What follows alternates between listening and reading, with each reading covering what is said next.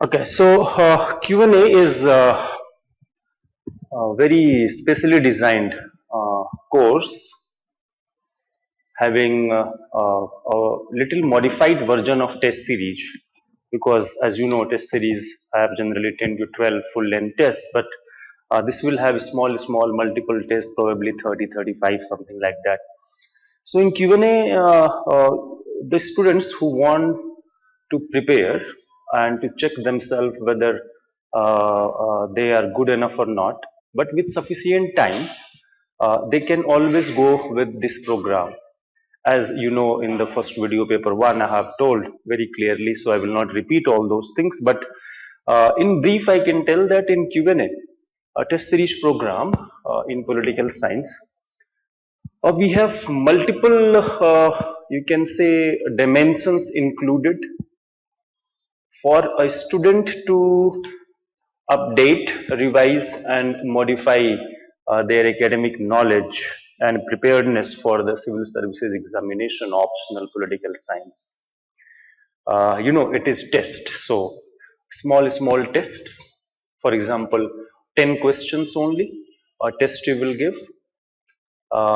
Your copies will be checked, and then you will come under the mentorship and discuss one to one what went right or wrong with your copy in one to one interaction with me. Besides, each and every question which you have written will have detailed comments that what you should have done different or not there.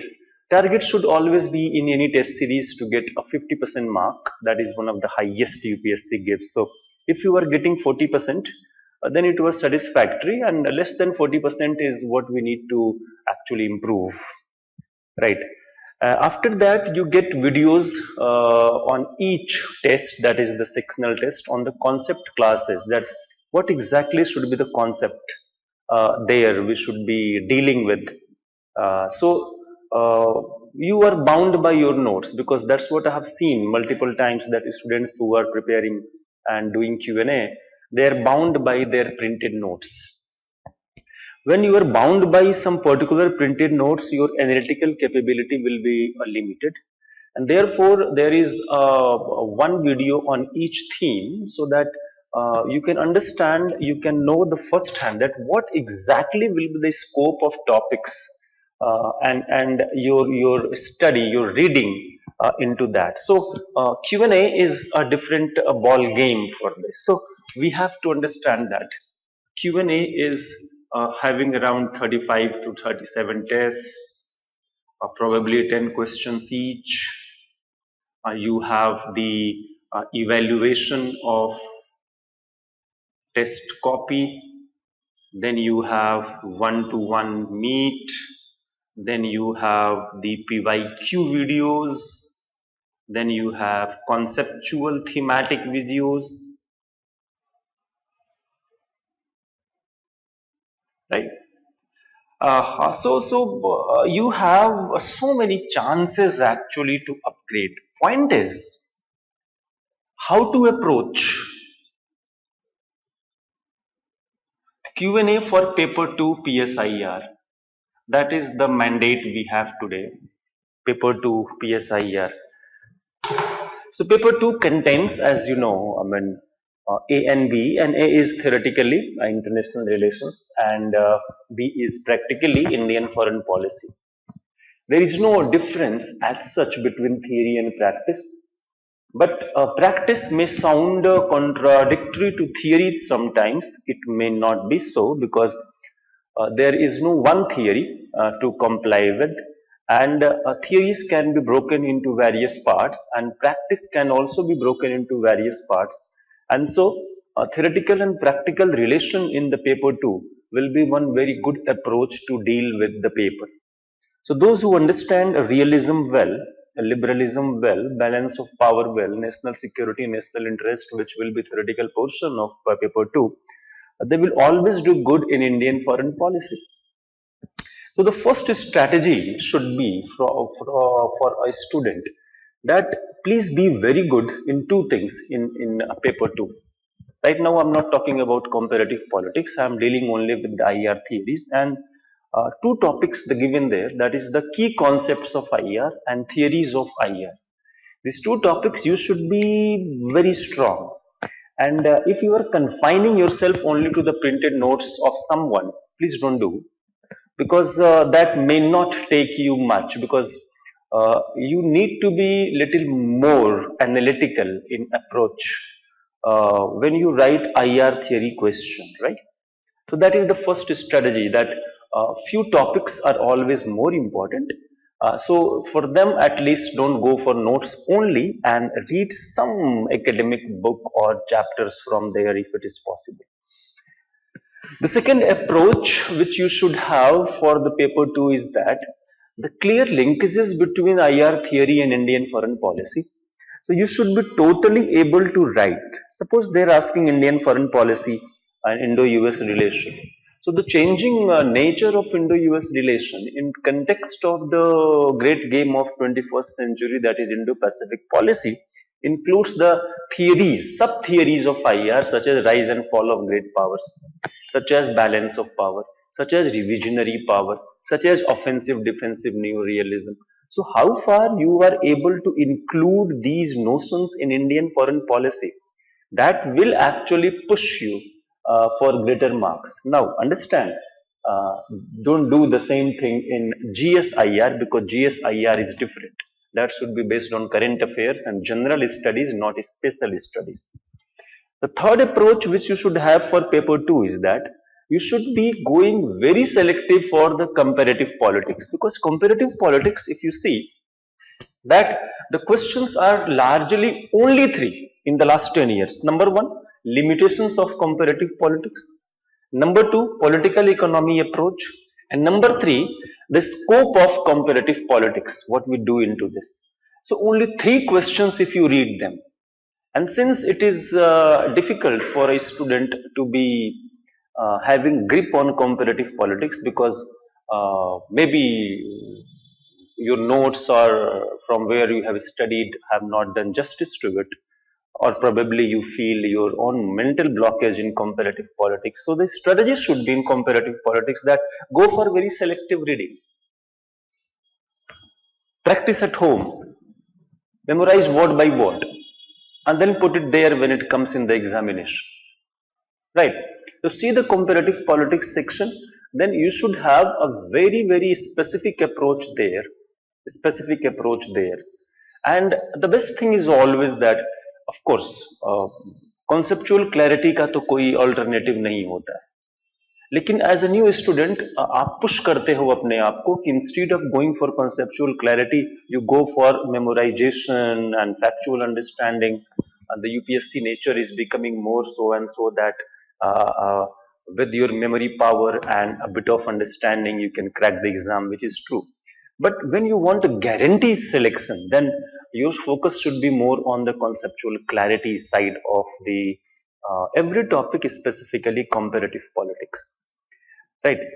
The next strategy or approach for paper 2 should be for Indian foreign policy, that current affairs must be included everywhere. Suppose Indo-US relation is there, and you know that PM Modi recently visited US, and they signed three memorandum of understandings on this topic, one on that topic, one on this topic. So the current affairs based Indian foreign policy linked with analytical theoretical knowledge in the conclusion of the same will actually do the thing. And the next strategy which we should always have in Indian foreign policy is that please always have the uh, name of some scholars like Harsh V. Pant or C. Raja Mohan or S.D. Muni, you know, or Ashley Tellis. So many people are there, you know. So know them. From where you should get these scholars and their names? You should get the name of the scholars and all these things from the very selective ORF website. So what I will do is, if I'm the student and I have the 10 areas, US, Australia, Japan, Indo-Pacific, Project Sagar, if I have or UAE or EU. So what I'll do is I'll search Indo-US relation on probably ORF website, and I will see the prominent authors there like H.V. Pant or uh, Rajesh Rajgopalan, Rajeshwari Pillai Rajgopalan, and many others are there, of course. Then I'll just write in my register, as Harsh V. Pant said on Indo-US relation this. So 2, 3, 5 statements, then S.D. Muni, then so many people. Even if you read the newspaper very diligently, ये करने की जरूरत नहीं है. Within 6 months, you will have sufficient amount of scholars. Few days back, S.D. Muni wrote an article. Harsh V. Pant is writing every day almost in the different newspapers. Uh, Happy Mohan Jacob is writing. So take any scholar on every day. Don't need to search on nowhere. But I'm saying this is the sure short way. So have the scholar quote it to justify your arguments, because that will take you places. Now the approach, since Q&A is designed for those students who are uh, not very sure about their best preparedness. They are trying to learn and update and write, but they believe that they have done the foundation batch from here or there, or they have the self study and all. So it is about checking yourself how much you know. And with this one to one, when you will talk to me, then you will come to know what exactly is lacking. Believe me, one thing, friends, that if you are not in top 10% in your optional, then the chances of the final selection will always be less. So you have taken political science. It is your moral duty to be one of the best in political science, because you will not be selected without that, and you have to justify the syllabus, the subject itself. And therefore Q&A is a 6 months kind of program, where you will have a longer period of a time to be in connection with the your mentor. Here it is me. So therefore the Q&A is something which is very important, and paper 2 has a different flavor from paper 1. Paper 2 strategy is more about creative writing, extempore writing based on current affairs. Uh, Definitely in relation to paper 1, paper 2 takes less amount of time to prepare. And for those students who are having definitely less time of preparation, जो जल्दी में है, they always do good in paper 2 than paper 1. Many students find themselves lacking of the sufficient amount of conceptual clarity and content in both paper 1 and paper 2. But paper 1, you will be exposed very easily. But in paper 2, you will have better chances to get good marks, even with that application of your mind and knowledge. So Q&A is a different methodology. For example, I know Pol Science. This is the question. Let me find the answer. After writing the test, go back home, see the standard answer for that. Go to your account, see the video. What should be the answer for that? Ideal that I will also tell. 5 minutes on each question, 4 minutes on each question. And so you will know what I am asking you to write, what UPSC is asking you to write basically, and what you thought you should write. So you will find the gap. This is the beauty of Q&A. And since the tests are small sectionally divided, you will have tremendous opportunity actually to learn and relearn. And this is where we are trying to help those students who are not writing mains this year, but they are hopeful that they will write definitely next year. So when you have done a political science reading, you should be in touch somehow, somewhere. Conceptual clarity will be definitely lacking. That is the 100% result I am getting from the Q&A batches which I have already run. And so this batch, this course will help you in improving your conceptual clarity as well. I will let you know where you stand. This is the guaranteed thing. And therefore, I'll also tell you the path how to improve. And with your hard work and dedication, you will definitely learn and know how to improve on that line. So with this the Q&A is a very innovatively designed learning, relearning program through test series, uh, but in some different modes for the political science. Thank you.